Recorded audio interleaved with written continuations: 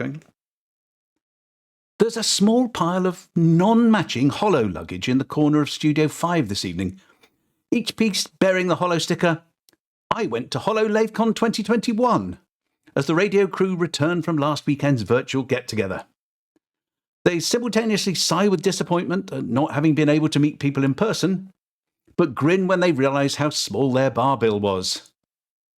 They settle down, consummate professionals that they are, almost as if they hadn't actually done anything different last week, and so didn't need to remember which was their own seat.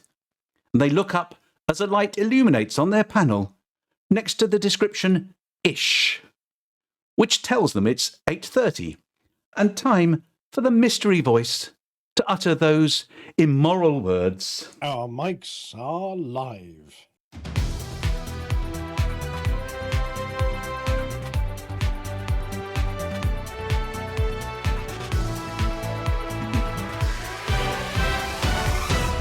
Good evening, everyone who's not on the night shift, and welcome to this week's Hutton Orbital Live. And if you can't believe that it's been a whole week since we were last on air, it's because it's not. Glad we're back in our usual slot, as it were. We've got the usual suspect here tonight. I'm Harry Balzac, and we've also got Wilma Fingerdo. Evening, Harry. Next to me, there's the ever-apologetic apology officer. Well, I'm not sorry, and neither is Juan Kerr. What? What did I do now? It wasn't me. You didn't see me. Who we did see is Norma, though. Yes, I'm here, and I didn't do it either. What we are going to do, though, is the news.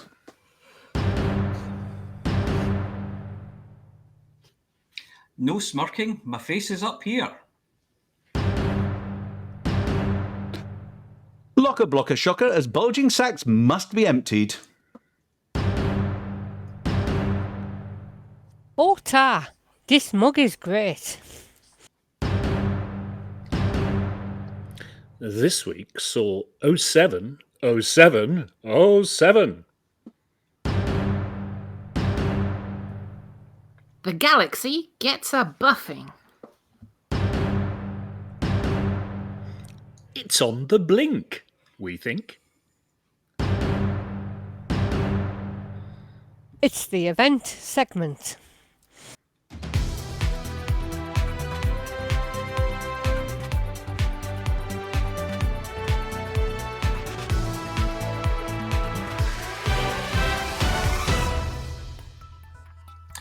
It seems, after a recent patch, that there's been a change of emphasis on the part of the people who take your photo. You know, the one that appears in things like your friend list, the one where everyone seems to think it's right to smirk. Well, that's not happening now, or at least if you are smirking, we can't tell, because either the Pilots Federation is solely employing photographers who work only from a seated position, or else the camera tripod is broken and the heavy lens has started to droop. Speaking of droop, what is happening now is that everyone's portrait is now of their, well, to be blunt, codpiece area. And the galaxy is in an uproar. Not since the days of Commander Flashheart has the artificial enhancement of your get-up stuck out so much from your rig-out, and pilots have been heard murmuring about what a waste of money it was to get facial tattoos and spiky hair if all anyone sees is the part of their suit where they stick their fish and chips to keep them warm on the flight home. But the sales of large and extra large size codpieces are reportedly a growth industry. Pilots are, however, being discouraged from trying to find ways to express their personality in their new photographs after an experiment with tinsel, lipstick and ring flash went terribly, terribly wrong. Space, as we're often told, is big. Mind-bogglingly big. There is one space, though, that, once it's big, has its limits. We're talking about your locker. If you're of the best foot forward persuasion, then you'll be familiar with the huge collections of stuff that the occupants of settlements, derelict or indeed occupied, leave lying around. Bottles of this, widgets, gadgets, tubs of that. Fibre optics and hush, push and trash. Videos, plans, the collected works of Alan Stroud volumes 1 through 50. Mountains and mountains of things. As the saying goes, waste not, want not. And nothing goes wanting as your average trucker snaffles and pilfers their way through bases, bringing out their inner Viking as if they'd just discovered a remote, unprotected abbey full of monks and treasures that just need to make their way back on your longship to your fjord. After the first month or so of indulging their kleptomania with wild abandon, truckers have discovered that no matter how big their sacks are, if there's nowhere to empty them, then they've got a big problem. Computer says no. Not allowed to get back in your scarab, and most certainly not allowed back on board your ship. One cat video too many, or one left-handed coiled woojamajigger in your sack, and that's it. Game over. How does one solve this? 4 simple rules for you. Number 1. Don't hoard, spend. Yes, visit the shop or your nearest engineer and offer to swap your smorgasbord of stuff for a bit more shooty pew-pew or those cool night vision goggles you saw in the innovations catalogue. Or bigger batteries. Number 2. Just turn around and put it back again. It's not yours, you dastardly robber. Look at the bottom of that bottle of ionised gas. Says property of Alan the Industrialist, do not touch. Just don't leave litter on the ground. Number 3. Go to the bar and offer to swap all the stuff for a few more beers. Of course, the barman doesn't have any beer, so he'll swap it for something more shiny, like cash or some titanium plating. Why the bar serves titanium plating and not dry roasted peanuts is anyone's guess. Of course, number 4, you could sort it out the Hutton way. And call your friends and see who's in need of some of it, and help them get their own shooty pew-pew sorted. To help, Alvin has authorised the creation of a multicoloured Hutton swap shop bring and buy facility over at Trucker's Folly.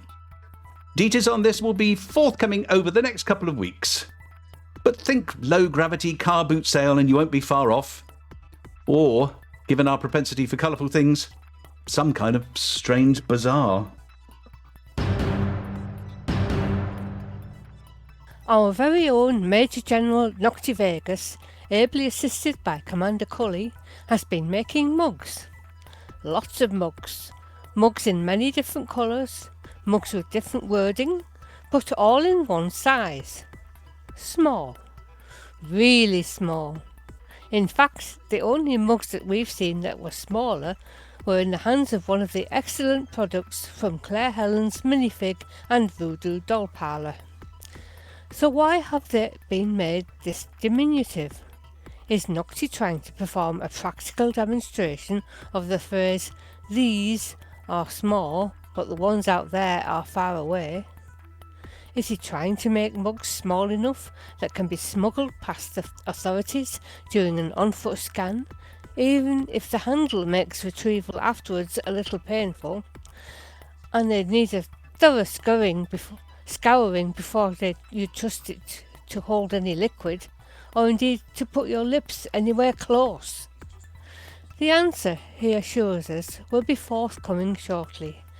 But in the meantime, through the power of quantum entanglement, with space engineering as well as a dash of leaky frameshift plate energy, these mugs might actually be bigger on the inside.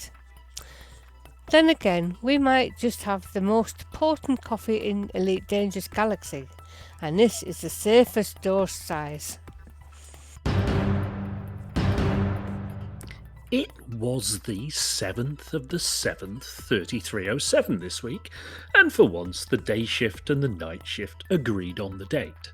Numerologists the galaxy over sought to make a quick credit in ascribing all sorts of significance to what, after all, is just a date on an arbitrary man-made calendar, of which the most frightening consequence was that if you add the numbers together, you get 21.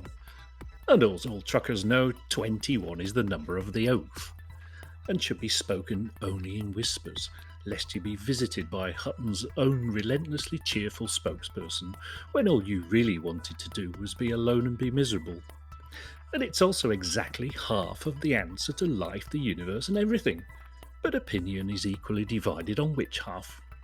The other prevailing theory is that it was an opportunity for the Pilots Federation to start a rival community events information system, clearly jealous of the success of Norma Snocker's weekly outpourings. Apparently, there will soon be a central database where commanders can register events that they are organising, and the combined timetable will be available on Galweb for anyone to search. We are sure that this will be a popular offering, but we're not worried about it replacing the personal touch that Norma offers, as she offers a helping hand to commanders to ease them through the tense early days of any expedition, and we know that commanders the galaxy over get a warm gush whenever Norma says their name live on air. The tireless team at the Pilots Federation are, as ever, beavering away, slaying shipboard and suit-bound bugs with wild abandon. Striding across the computer systems like a starship trooper, they're using extreme prejudice when hunting and exterminating pesky foibles, with a whack of their trusty rolled-up newspaper and occasionally, if the situation demands, a slipper. They've taken a look at the firefighting equipment available in settlements and disconnected the safety breaker from the mission computer system, making that, even if it's on fire, or was, you'll now get credit for bringing the power back on. What's more, they've added some extra blips, pips, and blobs to your heads-up display, so now even if you left your fancy pants night vision goggles and torch at home, you can find your way to that crate the mission giver left their dirty washing in at the first attempt. Just don't stub your toe. Added to that, they decided that too much ranking was making people go all funny, cramping their trigger finger. So, in agreement with the rank awarding authorities who make the little stickers you apply to your shoulder pads, they're giving you more credit every time you blast those dirty scabs hanging around on the street corner. You'll be elite as a mercenary in no time now. Well, only if you're Flossy and have a big pan. Well done to the Pilots Federation. We know who to call next time Tharg comes a-knocking, and we'll make sure we've got a suitably sized mug and a piece of card so you can lob him out of the station window humanely. After another relatively calm week, things have been settling down across Hutton systems, but in the last 24 hours we have been beset by a spate of stuff going on the blink. Those open box water purifiers and only drop once power generators we bought from Honest Ron's fleet carrier have proven to be cheap federal knockoffs. The smug sweetness of lowest price, long forgotten as the purchasing manager's efficiency bonus, meets the acrid bitterness of poor quality. Normal maintenance procedures have been followed, but turning them off and turning them back on again failed at the turning it back on stage, and communal tutting, head scratching and rummaging through drawers for the warranty of return to normal levels. Percussive maintenance, carried out with increasingly heavy range of implements, has been temporarily halted until Big Harry comes over with his 20-kilo tickler from a long day in the shipyards panel-beating anacondas. Pick up some lucrative contracts from your school chums to truck in water purifiers and power generators at an absurd profit to Avic Wise at 0855-0714 and LP245-10 to relieve the infrastructure failures. Only 3 systems are below 40%, Barnard Star, Epsilon Eridani and Ross 671, so give them a bit of truckerly love as they recover from previous calamities. At the top end of the systems league, the usual overachievers are at it again with 7 systems over 60%, with LP532-81 on almost 80 and continuing with the general theme of lockdown, everywhere is expanding. Yes, we're expanding from somewhere to somewhere else again. Oh, and if you're the trucker that is secretly making a fortune in LP532-81 and overinflating it, knock it off, or someone will mosey over and burst your bubble. Meanwhile, in Colonia, Grand Paladin Hankey asked that truckers win both the election against Colonia Cooperative in Ale Procol Harum Centauri and also get hot coal out of yet another infrastructure failure. We have left Hotel Carson and Ari. That is all. Priorities this week: if you want to truck something, help relieve the infrastructure failures and boost Barnard's star. If you want to shoot something, hold your fire, clean your guns, and reflect on how everything in the galaxy isn't necessarily better when it's smoking and full of holes.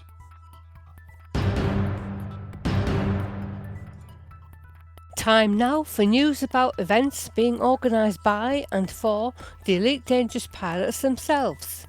That's you, that is.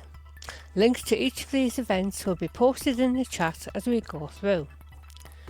First tonight, Commander Mephisto has a 2-week summary for us, since he didn't have time for an update during LaveCon special. His postcard, postmarked Fleet Carrier Konsu, follow the 124 waypoints of the Cannon Challenge in Luxury, says, the features at waypoints 45 through 49 of the Comfy Cannon cruise were E, T, L and K type anomalies, a V-Ride Lagrange storm cloud, prasinum metallic crystals as well as water ice geysers. But waypoint 49 is also the closest to Sagittarius A, only a few light years away from the supermassive black hole in the centre of our Milky Way. So Konsu stayed around there for over a week to refuel tritium, also to give passengers the chance to go sightseeing and enjoy the conveniences of Explorer's anchorage. Congratulations to Commander Belliger for attaining the Exploration Elite rank through touring around while his comrades were mining in support of the cruise. After enough staying around, Konsu resumes its journey today. Likewise, Commander Alistair Hope has a fortnight's worth of news from the Inner Orion Spur, where his expedition has been cataloguing new biological features and exceptional geological formations. This week, the Artemis Biological Survey is coming to an end, with its last waypoint this Sunday at Sagittarius A. Since the beginning of the expedition, the participants have collected data on 93 species living on planets with a thin atmosphere, which corresponds to 382 subspecies coloured variants. This has generated an amount of genetic data sold to Vista Genomics of 1,987 million credits, spread over 65 commanders, who uploaded their data into the Secrebog database, with a total of 7,454 samples collected. All these data, photos and samples have allowed us to reach a really good understanding of what living conditions are for all observed species. The exobiological flora is currently being reworked to provide a complete and well-documented reference for exobiological species. This new edition will be available soon online. Here's a new one, the Apollo 15 Anniversary Expedition. It's the 1286th anniversary of the 50th anniversary of the Apollo 15 mission to Earth's moon, and Commander Yannick and the Mercury 7 Explorers group weren't going to let such an auspicious date pass by unnoticed. Consequently, this Saturday, July the 10th, sees the start of an expedition from the Hind Nebula to the breathtakingly spectacular worlds of David and Goliath in celebration of this amazing achievement. They are welcoming all explorers and commanders of goodwill in what they are calling the last waltz of the Horizons era. All commanders of all levels of experience in exploration are welcome. From those who are totally new to exploration, all the way to those hardened veterans of Elite with millions of light years under their belts. All will find a place in the community of players that makes up the expedition. And finally, now we can't say we didn't warn you. Next Wednesday, July the 14th, is when Hankey's 6th Fleet Carrier, Emperor's Fury, will be leaving Wolf 124 at 6 a.m. BST. That's 500 UTC for Emperor Hankey's party at the end of the galaxy. If you want to suffer in style, take selfies with some of the Hankey clones, listen to Hankey's extremely questionable taste in music, and be taught more about chess than your tiny brain can absorb. Get along to Wolf 124 and don't forget to bring a bottle. Actually, bring two, a full one and an empty one, since there's likely to be long queues for the onboard facilities. And that's this week's roundup of community-led events, and if you see any we've missed, please let us know.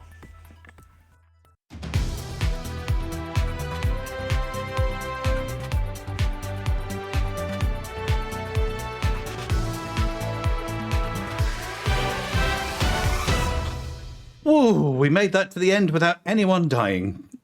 That's a That first. was relatively seamless. It was seamless. Oh yes. It does seem Actually less seamless as in, like proper Does seem seamless less- as in it's done right. It's done.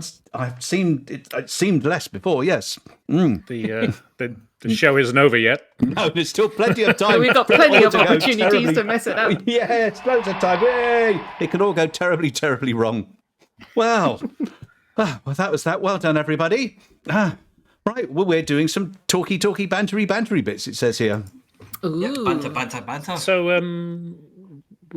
where's that guy who occasionally shows up? What's his name? Well, The tourist. Oh yeah. Well, yeah. He's actually on puppy duty. Ah.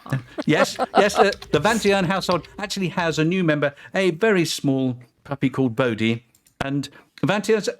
Well, I suppose the technical term is knackered, because looking after the puppy as it's been separated from its litter, Banter has been sleeping on the couch.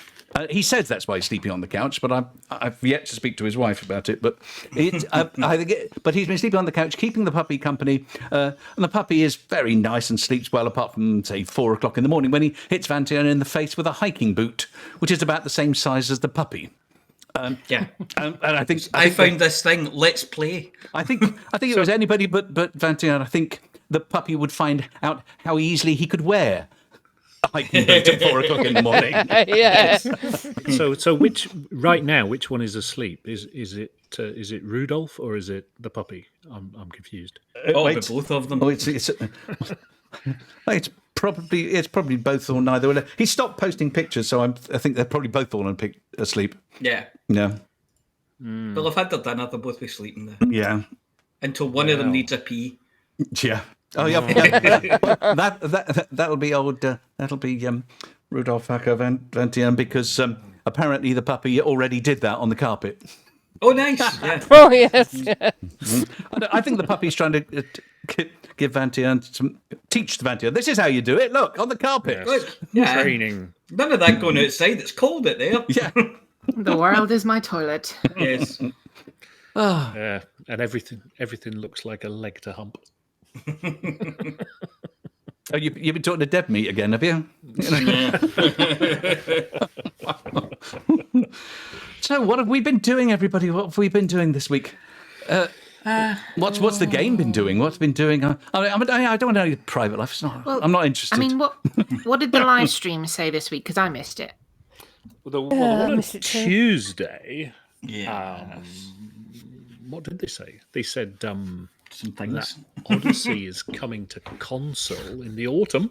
Yeah. Well, that's So- not exactly breaking news. No, I know, but if I said, well, I'm not going to say it because somebody will quote me, but if they said it was coming later, so they're still saying the autumn, so that's good news. Yeah, they're still saying the autumn. That's true. Yeah. No, but if they were saying summer, I'd expect you to do cartwheels around the studio. But Oh, yeah, if they yeah. said, It's going to be 2022. Exactly, which they didn't say. Or winter. No, So no. so it's still autumn. It's still on track for autumn. Mind you, the weather today felt a bit autumnal. Yeah. But anyway, autumn. I think they go by the calendar rather than the weather, though. Yeah, but I think that, don't you think that was the focus of what they were saying and about the fixes they were putting? The idea is get what fixes they can in Odyssey, get the first tranche through, but then fix it and then release it on console. and then get to the point where the console players are having to wait long enough. We don't have to wait. Get the console player to wait another year till everything is absolutely perfect now. I know you bastards will have stolen all the good planets for First Footfall. Yeah, too late. Done. Way ahead of you. Yeah. But if you can show your appreciation, yes, Chicks has landed on every single planet in the galaxy. I would say a good 6 months ahead of me. I don't know that many. I saw somebody the other day had like 600 first footfalls. I did just holding that boat. Somebody on Galbook. Yeah. I'm just looking at mine, 233. So I think I might have about 10. So I got told something today. I'm going to run it by you guys. Okay. Live on air. Yeah, live on air. So we can all discuss it. It's just us. Yeah, it's just between us. He's not a real prince. He really isn't stuck. Yeah. I was told that the servers for Horizon and the latest expansion have just Oddity. Oddity are separate, so you can't actually play Odyssey with people who own the Horizons. At the moment, that's true. Yeah. Yes. Mm-hmm. Yeah. That's right. They did announce that. It's a lot of it's to do with the changes they had to make to make sure. The thing is, they've been played on separate servers, and we know when we had a lot of problems in the early days of Odyssey when everything would ground to a halt, it's because there was so much data going backwards and forwards between the two sets of servers. It's the thing is, they don't really want to muck around too much with Horizons people and start putting too many changes into that until they're ready for it. The original intention was that it would be seamless, but it's proven to be more difficult in the short term. It's going to be more seamless than they expected. And I think if you've got Odyssey and you want to play with your friend in Horizons, the other one, you can log off. You can log off of Odyssey and log on to Horizons and play it that way. You can, yes. Well, that avoids the embarrassing moment of, I'm just going to step outside my SRV. Oh, you can't. Oh dear, how sad is that? Yes, you see. I think I don't want to do that now. I'm grinding against the windscreen of your SRV, and there's nothing you can do about it. I think that's entirely the entire reason for it. No, just to stop embarrassment. No, it's not technical step at all. Outside. Yeah, it stops people getting out and peeing on your wheel when you can't get out to give them into trouble for it. On the exhaust, so it smells all the way down the road. Yeah. That shows far too much knowledge, Chicks there. Doesn't it? Yes. Guilty. It's the old shoving a space potato up your exhaust, isn't it? Yes, yeah. Right. Look, yes. So yes, that is true. I mean, and it's something that they've been they're having to do at the moment, but it's not something that they desire to do. Well, it's good news. So yeah. It's all hot boxes and hot pissers. Come and join us. The sooner we do that, the better. I mean, that will be good. But yeah. You can have a go on it. Right, quite honestly, I'd take it as it is now and quite happily play it. But I have to wait. We actually covered it in the news, didn't we? We talked about this new events page. Won't be in game yet. They want to get it live and running on the interwebs. And it might, if it's successful, they might consider putting it in game. But who knows? It will be moderated by Vingtetun, will have to be moderated. They'll kind of vet that it's sensible. I can imagine the event titles if they didn't. Oh, Harry, we're all meeting up in Beagle Point next week. Be there, and then of course you get there and you realise it's been a massive joke. None of that. Yeah, that's not what I was thinking. I was thinking, of event titles and going, So that's good. Ooh. That's good because at the end of the day, there are so many sort of facilities within the game to interact with people. Yeah, I think it's a good thing to be able to do that, and you can look it up. It means you can be in game and you can look it up and see where there's. If you're looking for something to do, there's a place you can look it up and go there. Yeah, I mean, obviously the service that Norma offers is worthwhile, but we can only cover a few of them. It's basically the events generally that I contact the people who run the events directly to make sure that we try and get updates from them, because I think that's nice. That we might still be able to do that in the future, because big expeditions like that, you're getting a running commentary on what's happening rather than just there's an event, and if you're not signed up for it, you don't know what's going on. Yeah, and I think this player events page or whatever they're going to call it, that's good enough for letting you know that the event's on, but you want to hear what's happening, and that's what we get on Hutton News. When Flossy does the community events and things like that, is you find out what's happening and what people are actually doing on existing events, and you can catch up if you're late, But so I think there's still a space for us to do what we do as well. Space, eh? God. It's big, Yes. They talked. Speaking of events, they mentioned LaveCon, which of course in which we participated. Yes. Last week. God, Which was awesome. Almost a week ago, and I got to stay up late and everything. They referred to everybody's favourite radio show. What, LaveCon? LaveCon mentioned Lave Radio. I wondered who would split that one. And they referred to the legendary. That's us! Hutton Orbital Radio Show. Woohoo! I think the word was infamous, but you carry on. No, he definitely said legendary. I wrote it okay. down. I thought, shit, I better make some notes here. As in Legendary. something that happened hundreds of years ago, and nobody knows really what it's all about. Yeah, mythical. We are legends in our own lunchtimes. Legends. Sounds nice. Legends. Yeah. Legends, yeah. Well, that's nice. Well, And then there was... we like LaveCon. It's one of our favourite events. Yes. Even if we have to do it at a distance. Yeah, Because of the injunction. But hopefully we'll be 2 all light years. together doing it again soon. And of course, Yeah, well, so. I think, ECM, I think we should just mutter, ECM, That would be, if it can happen and people can find time and get it organised, that would happen well in advance of next year's LaveCon. Yeah. The ECM's premier always get-together good as well. event for Hutton Truckers, certainly. Yeah. Definitely. Yeah. Let's do that next year. Yeah, let's do that. I don't want to do this stupid staying at home stuff. Let's go out. Let's do it in Glasgow so I don't need to travel. They were done, Glasgow. So, question. Yeah. Who is Arf the Pirate? Why? Because it says that in the script. Yes. Yes. Arf. Arthur told me, community manager and pirates. So you didn't watch today's live stream? No. You must be in employment. You are. I am, yes. Well, for those who've got all afternoon to sit around watching stuff on the internet. I was recording location, so, Oh, well, as long as you've got it recorded. Oh, God. Shoot me first. So this afternoon, the two of the community managers had a Twitch live stream, and they sort of did a bit of role playing, and they played as pirates in the game. But to make it more fun, they also dressed up as pirates. Right. So It was on Arf- radio. I don't know why they bothered. No. Arf sort of went for a, I don't know, it was kind of a Jack Sparrow, Bald Jack Sparrow.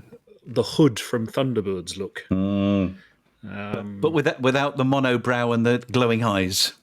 Yes, yes. And the sort of Well, without the glowing eyes, anyway. Yeah. And I didn't recognise the other one, was it? And the attractive daughter. Paul Crowther, apparently. Oh, was that Paul? I couldn't tell. I Somebody didn't had see a, it, but I thought it typed on all. He had a scarf on his head and a patch, and I could barely see his face. And Mr. Bruce Garrido dressed as a pirate. He striped t-shirt on. He was like Mr. Smee from Peter Pan.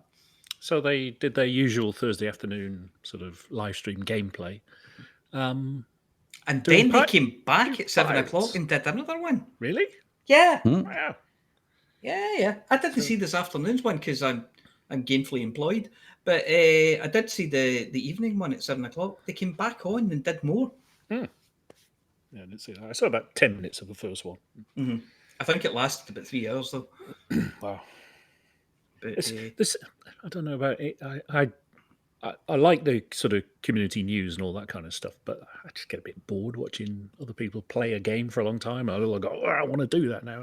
yeah. Fire up my own version. And Yeah, I can't at the moment, so I'm quite happy to watch other people doing it and kind of pick things up and learn things. But yeah, you know. Yeah, those hatch breakers, I've never used those before. So I'll give that a whirl. But then I think notoriety. Do I want that? Yeah, well, see, this evening they were doing spaceship piracy. They were doing massacre missions at bases and stealing things and getting shot at and shooting back. Oh, yeah. You know, that kind of stuff. So they were on foot tonight. Oh, yeah, when I say on foot, I mean 1 foot and a wooden leg, you know, yeah. So it looks like they've had a wee thing and thought, well, in the afternoon we'll do spaceship piracy and then later on we'll do on foot at a base piracy, you know? So, yeah. I didn't type any pirate jokes in the script. You'll all be, well, the listener will be relieved to hear. No, But someone, I was going to say, someone did type aardvark.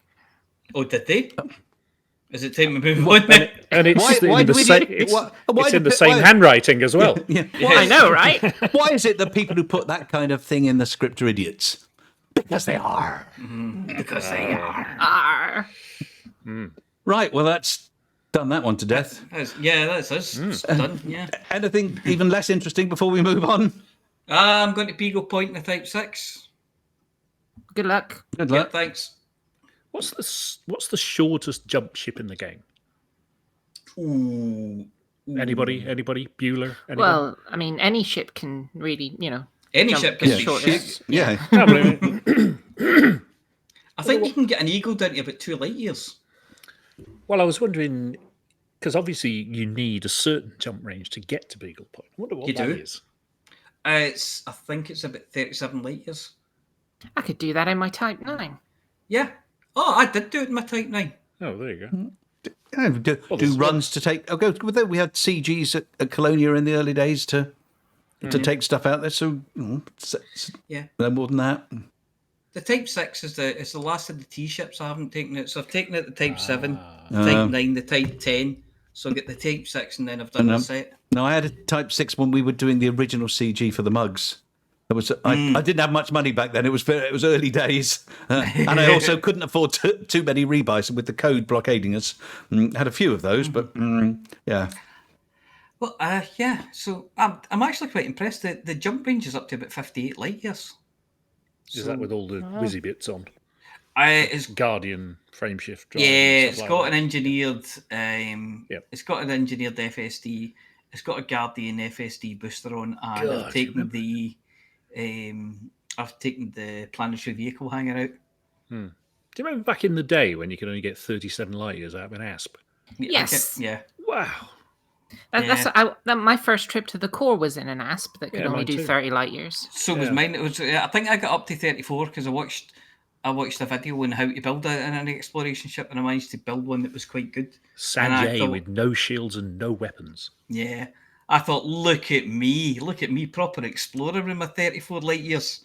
And it took me 6 months to get out there and back. It probably took you 6 months to plot a 5 jump. When you get to the core, like a 5 jump route. I kept getting distracted. Oh no, I was Pretty nebula. Oh, look at that thing! Yeah. Right. So, even in the absence of Banter, we've managed with the Banter memorial waffle. We managed to get. Well, that's enough stalling from me. On we go. Right. Feet up, everybody else. Right. Time now for the serious part of the evening, where Beetlejude plays Laurel to Wotherspoon's Hardy, or if you like, Bruce to Wotherspoon's Arthur. It's the Galnet News Digest.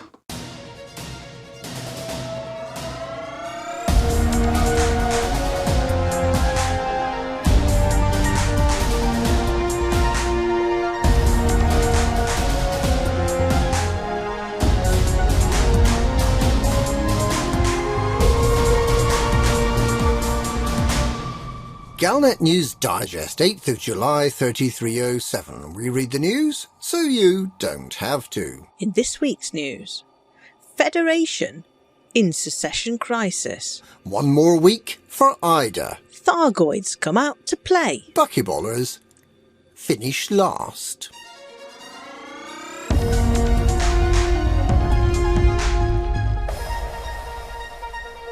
There was a plan for what would happen if the Azaladchu Free lost. There was a plan for what would happen if the conflict was unresolved, or if the Azaladchu Free ended 1, 2 or 3 tiers ahead of the federal forces in the form of Nesh Incorporated. But there was no plan for the total and utter humiliation of the Federation at the hands of the tiny Azaladchu Free. Perhaps it wasn't quite as bad as the Federation losing by the full 8 tiers, which would most likely have meant even Sol choosing to leave the Federation. But it was pretty bad. In the light of the Federation's badly organised and poorly executed attempt at quelling the rebellion, not only the Azaladchu Free, but also the Coalition of Uteran, the LP 726-6 Free, and Gluskap Labour have declared their independence, and the Federation is left wondering what other once-loyal factions will choose to leave as a result of Hudson and Archer's disastrous attempts to use the 7 Martyrs bombings as an excuse to snoop on the people and organisations of the Federation. The humiliating defeat of Hudson at the hands of a tiny provincial faction must surely bring his future as president into doubt. At the very least, his incompetent second-in-command, Jerome Archer, must surely resign after this federal fiasco.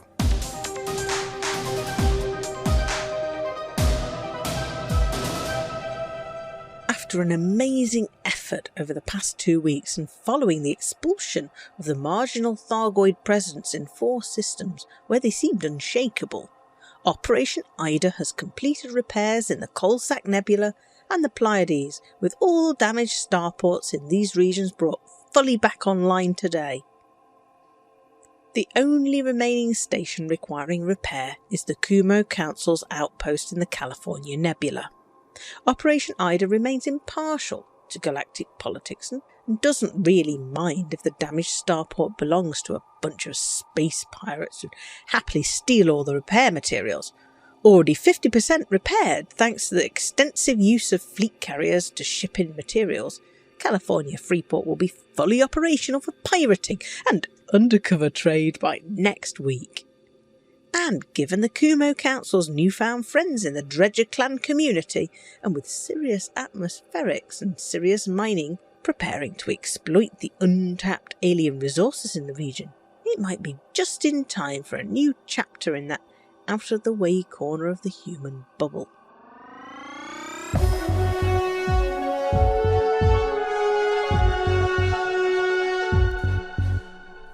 They may have been named after monsters that turned people to stone, that had snakes for hair and indeed many heads.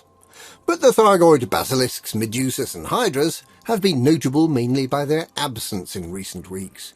You could drop into as many non-human signal sources of level 6, 7, 8 and 9 as you liked, and you might see a few scouts, but the main event, the star of the show, the supervillain, the Thargoid Interceptor, would be nowhere to be seen. This was, as interspecies conflict negotiator Sally Morgan Moore noted, hindering Commander's attempts at xenological research. And she's worked her magic. As of late on Tuesday night, the heavy hitters of the Thargoid battle fleet are back in action, together with their full complement of Thargon swarms. So if you really want to spend 45 minutes being trounced in combat by a big ugly space spider flying a slimy green bioship, you once again have that option. It's up to you. Blaze your own trail. See the galaxy. Seek out new life and new civilizations. End up as a slimy lump of goo-covered space wreckage. And enjoy the Remlock ride home.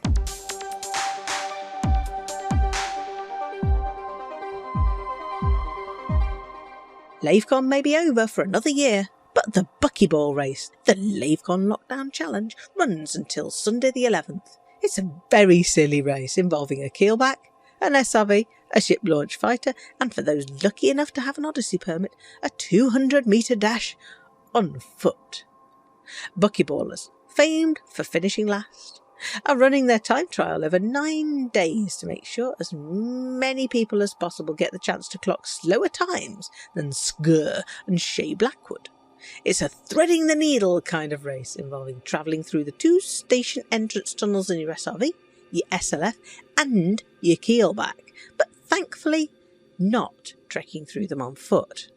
So, if you fancy having a go, head on over to the Lavecon Lockdown Challenge and make sure you submit your evidence by midnight on Sunday. And remember, it's not winning that matters, it's taking part.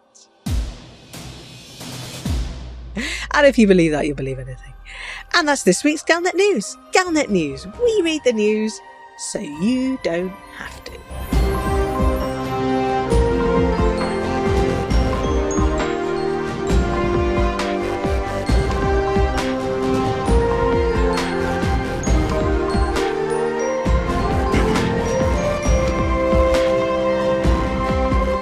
And remember, it's not winning that matters, it's photoshopping that final time screenshot. Thank you, Commanders Beetle, Jude and Wotherspoon. I don't know why I say that. They never watch the show, which is presumably is why they record their bit. They're probably out now, carousing, not giving the rest of us a second thought. Talking of party animals, it's time to go to Flossy with the CG News. When the universe is in trouble, bug infestations in the bubble, your home station's burned rubble.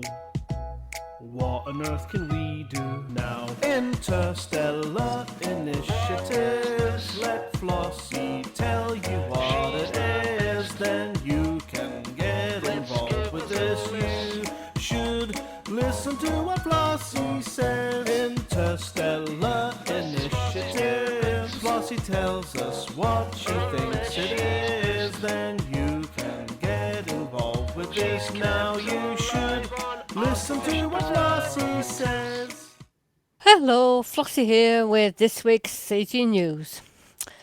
First of all, last week's CGs. The fight for Azalachu Freed Independence finished at 4 tiers ahead of Fight for the Federation against Azalachu's Free Independence, which failed to reach even Tier 1. Therefore, Azalachu Free, Coalition of Uteran, LP 726-63 and Glooskap Labour will all declare independence. And this week's new CGs: support the Kumo Cruise Initiative and protect the Kumo Cruise Initiative. The Kumo Crew Syndicate is requesting deliveries to mass produce a recreational drug. The drug is believed to originate with the Blue Viper Club, a nomadic clan travelling aboard an ancient dredger that recently appeared near Kumo City Station. Arch Corsair K. Valentine, representing the Kumo Council, provided details to the local newsfeed, the Pegasi Sentinel. Helix will change lives across the galaxy, derived from high-quality organic crops and with many medicinal and psychological benefits. It is guaranteed to bring contentment. All we need to kickstart and manufacture are deliveries of ergonomic treatment, liquid oxygen and performance enhancers to Kumo City in the Pegasi sector, PN-T C3-14 system. She later called on all freedom-loving pilots to help protect this initiative, and that they will be handsomely rewarded for their efforts. To support this initiative, hand in your bounties to the Kumo Council at Kumo City in the Pegasi sector at PNT C3-14 system. Many authorities have registered concern that this will exacerbate drug addiction and misuse, which are common social problems. However, some markets have shown interest in the potential new product. Vox Galactica has reported rumours that it may be previously unknown strain of onion head, a highly popular psychedelic. It remains unknown whether the Blue Viper Club cultivated it aboard their dredger or acquired it from another source. Each completed tier will ensure the effective distribution of resources and equipment to locally supply the medicinal drug. Experts estimate that reaching Tier 1 will enable it to be stocked up at 10% of anarchy-controlled industrial markets. Tier 2 will extend this to around 20%, Tier 3 to 30%, Tier 4 to 40%, and Tier 5 will extend it to around 50%. It is expected that if Tier 1 is reached, the project will come to market around the 22nd of July 3307. The initiative began today, the 8th of July, and will run for 1 week, and if the target is met earlier than planned, either aspect of the campaign will end immediately. And that's it for this week's CG News. Flossy told you what to do. Thank you, Flossy. Wow, interesting CGs this week. I might just have to pop over and see if they need any testers for the final product. I mean, whatever it does, it can't be worse than some of the things I've ingested for this show, can it? Oh, and talking of psychedelic trips and breaks with reality, it's time now for the Hutton Sports Report, brought to us, as always, by the Apology Officer, who this week appears to be a small pink mouse singing the Marseillaise.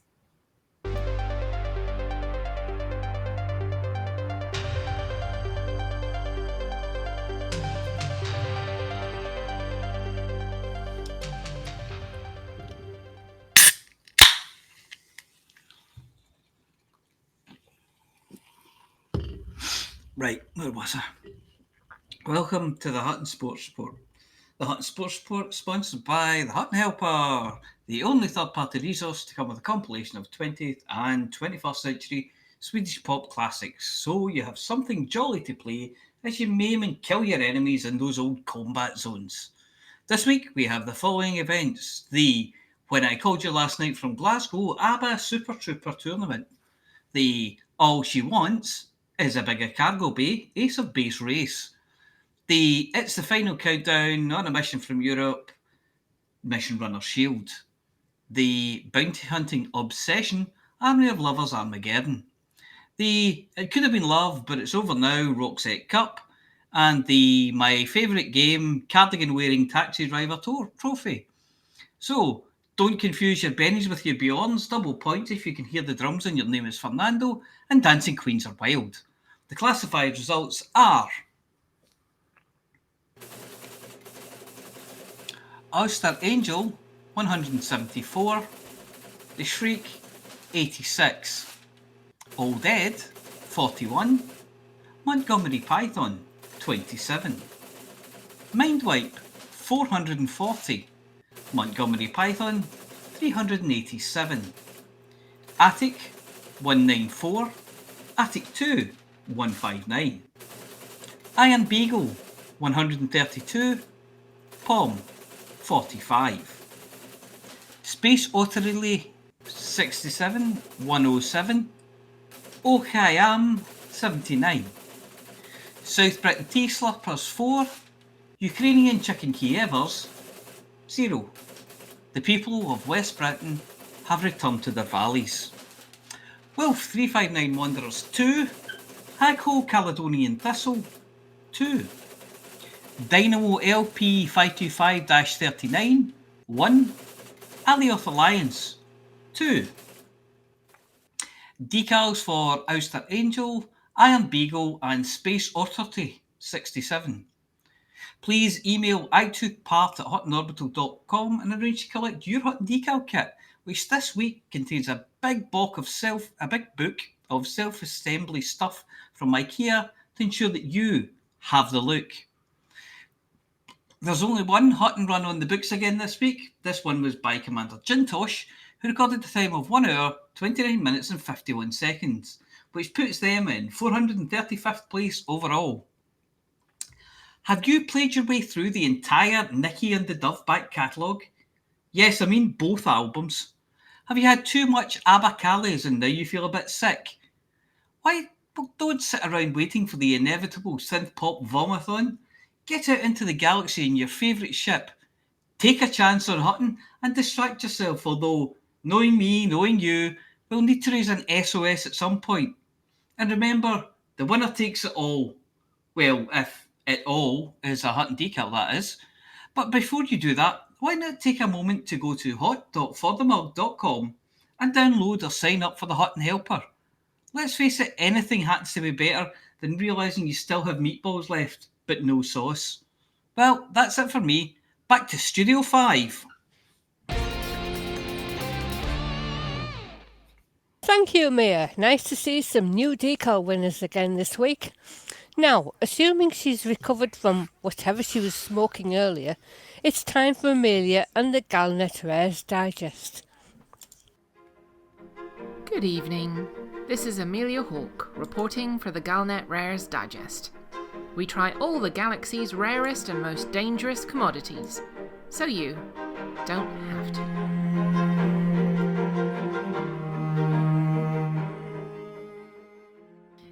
If you picture palm trees in your mind, then you enter a visual landscape of white beaches, cerulean blue oceans, and little fluffy white clouds floating lazily high up in the sky. Pina coladas, federal officers on sabbatical scowling at the Grom faction that they've reached the sun loungers first and put their towels down.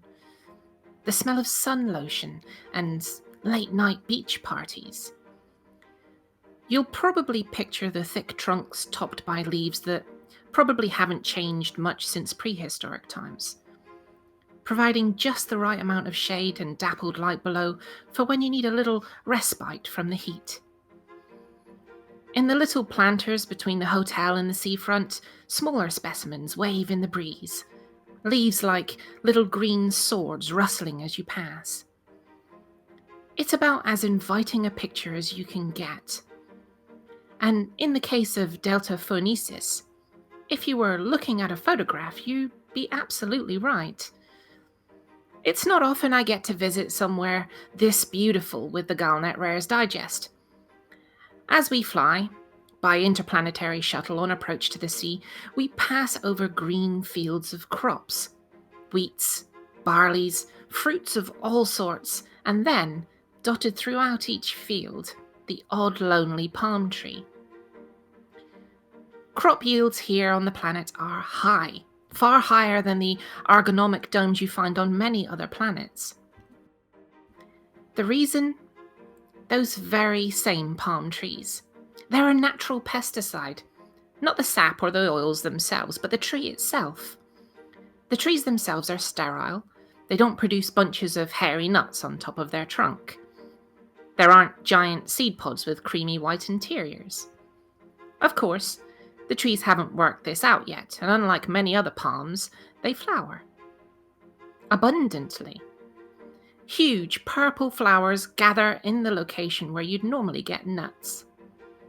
The flowers are more like pom-poms than they are a traditional petals, stamen, stigma variety, and when they fall to the base of the tree, it looks like it's floating on a purple cloud as the pollen puffs into the air.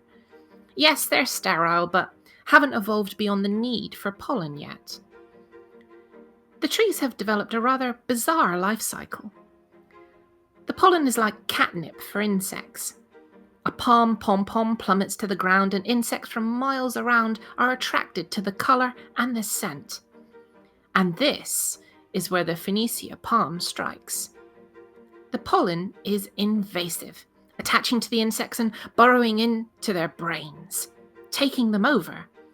The insect has only one thing on its mind at that point: snipping, biting, or chewing off a palm leaf and carrying it away. The Delta Phoenicis palms reproduce via cuttings, and in the absence of a handy gardener in their evolution, and due to the rather tough nature of their leaves that are completely impervious to storm force winds, they rely entirely on mind controlling any insect they find. The cut leaves are taken by the insects, abandoned when they die, and root themselves to form a new tree. The trees are the perfect natural pesticide, putting the insects to use to bring about the next generation of trees. Farmers galaxy-wide cultivate the palms throughout their fields to keep them pest-free. You'd think that this makes the beaches in Delta Phoenicis even better. None of those biting insects to leave red welts on your skin, or itching like you've not changed your flight suit in months. I discovered why the beaches are so quiet. It's the pollen. Whilst not actually dangerous to humans, if breathed in, it has a side effect. It induces hallucinations. But not the trippy, swirly, colourful kind, a more subtle and ultimately far more disturbing kind. The hallucinations manifest as seeing something out of the corner of your eye, the kind of thing that might be one of those wasps you get at summer picnics that make everyone jump up and flail around in panic, or react like a spider has just crawled into your hand, or the crazy hand waving you do when you realise when gardening that a slug has just slid into your hand. It lasts for hours. That feeling that there's a mosquito somewhere about to nibble you, or a creepy crawly just at the nape of your neck. Then, of course, there's the problem if you happen to be standing under a tree when one of the pom-poms falls. 1 minute, paradise. The next, you're surrounded by purple pollen, and then seconds later, covered in zombie bees attempting to chew off one of your arms and bury it in the soil somewhere nearby. I'm Amelia Hawke, and when reporting for the Galnet Rares Digest, I did indeed stand under one of the palms looking up. And yes, I got a Delta Phoenicis palm pom-pom in the face. I've tried being covered in bees and panicking over the mosquitoes that I can't actually see but were sure were coming after me, so you don't have to.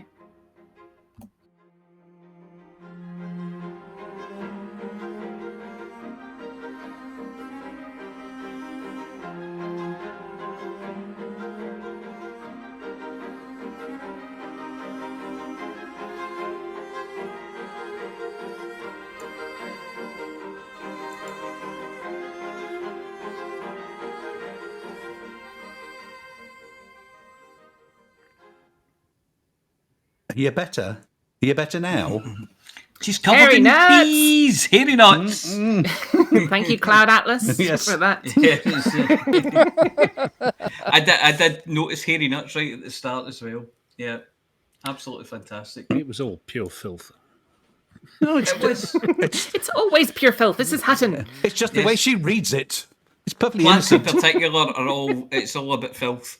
Yes. It's all innocent until it gets into her mouth. Right. Yes.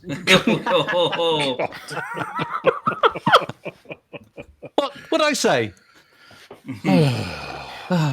All innocent. Just that face Yeah. of simple innocence. Well, simple. Yeah.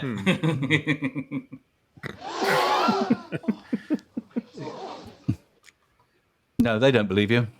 No, nobody does. I was just looking through my sets of sounds, see if I had raucous, unbelieving laughter, and strange enough, I haven't got that, but I'll get that for next week. You can record this and use it for next week. Well, that was an interesting one, yes. Yeah, so it's a nice pesticide, but very Big dangerous. purple Yeah. pom-poms. Yes, That picture of the ant, was that one of those ants that gets yes, the original was a spore in it? And yeah, it was a Yeah. proper zombie ant. Yeah, I mean, I'm playing Oh, around with yeah, it. yeah. The colours had been changed a bit, but yes, that was a proper zombie ant. Yes. I've heard about them, yeah. He's gone up a tree. That's the ones that actually get infected by a fungus, and they actually Yes. it compels them to climb up as high as they possibly can. And then clamp into And then the sing. Yeah, And then, the fungus grows out of them. Yeah, the fungus eats them from the inside out and grows Yeah. out the top of their head. And that's It's I And can then see more where they got the spores. inspiration for this. Don't yeah. have nightmares. Or Oh, have that's nightmares. child's play. Come on, if you want nightmares, I can tell you some stories. Not on air though, because it's Not you know. there. It's before the midnight watershed. Yeah. It's 5 o'clock somewhere. Gin o'clock. Yeah. Yes, Precisely that's- 34 minutes past midnight somewhere. Yes. Or in 4 minutes, or 25 in somewhere like India with half-hour time zones. Anyway, that's it. That's enough of that. This is not the way we're going to be doing this. No. This is, I think this will be a record because it'll be an hour and 5 minutes at this rate. Excellent. Yeah. At least much time to do other things. Yeah. So much time. No, it's not Green Room. No, Green Room is 3 weeks away. Yes, last one of the last one of the month. Got 3 weeks to go. Where have I just read Green Room? Was it on the back? Was it on the back? Green Room. Yeah. So on the back. when you're reading it in TeamSpeak. Yeah, was it on the back of an invisible ant or something? You know. Yeah. I In the back of a zombie ant. exposed to some spores. It climbed up a tree, said green room, and then a big spore erupted from its head. Or An hour and 5 minutes. or maybe it was just a small pink mouse singing the Marseillaise. You know. Yeah. See? I didn't get that joke. I'm going to have to Google it. I just made it up.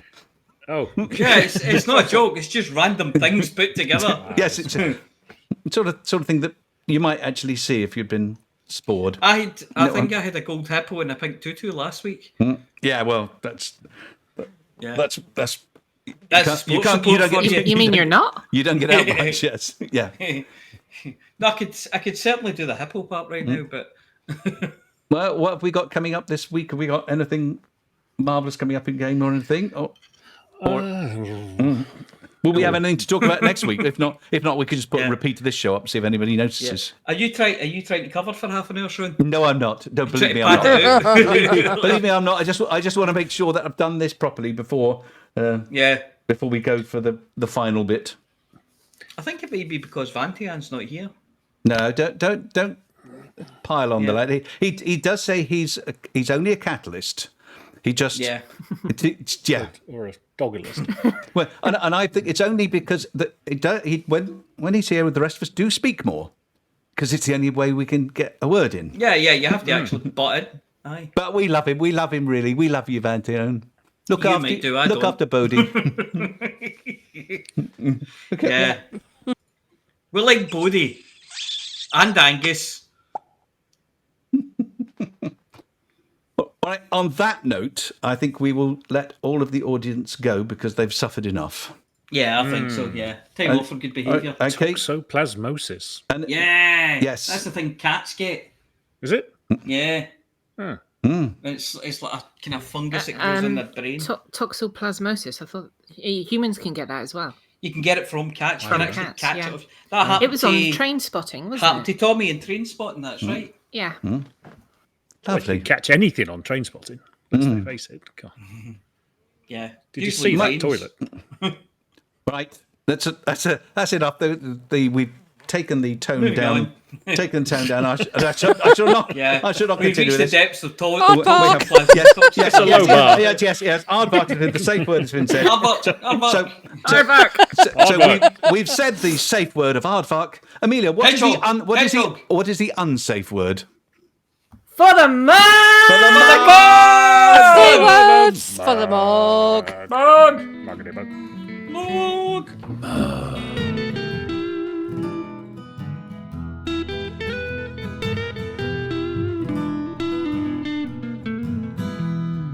Journey too long, or cargo too small. Profit margins never really mattered at all. We're gonna take the cargo where it's needed today. Super cruising all across the Milky Way. We're taking anything, anytime, anywhere. Loading all the teen out to the brim with the rest for the more, for the more, for the more, for the more. Yeah, you know just where we're coming from. For the more, for the more, for the more, for the more. Yeah, everybody sing the trucker song.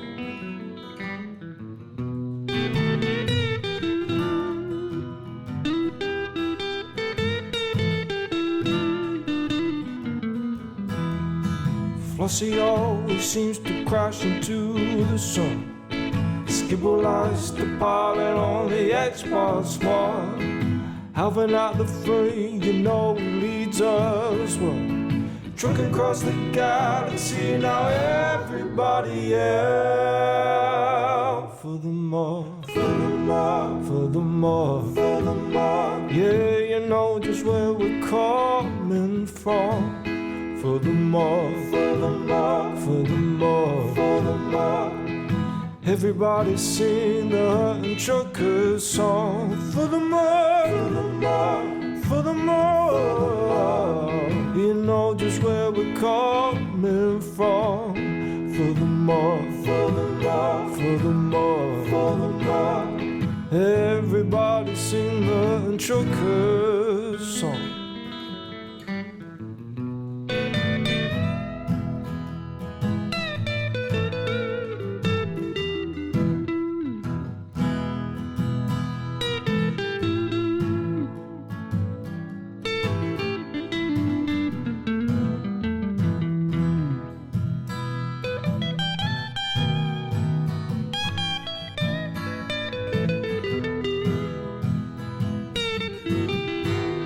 So give me a large path that I can land on, and I'll give you cargo and sing you my song. No point 22 light years to go, cruising to no journey too long, no cargo too small. The profit margins never really mattered at all. We're gonna take the cargo where it's needed today. Super cruising all across the Milky Way. We're taking anything, anytime, anywhere. So shout it out loud like you don't even care. For the more, for the more, for the more, for the more. Yeah, you know just where we're coming from. For the more, for the more, for the more. Everybody sing the Hutton Truckers song. For the more, for the more, for the more. Yeah, you know just where we're coming from. For the more, for the more, for the more. Everybody sing the Hutton Truckers song.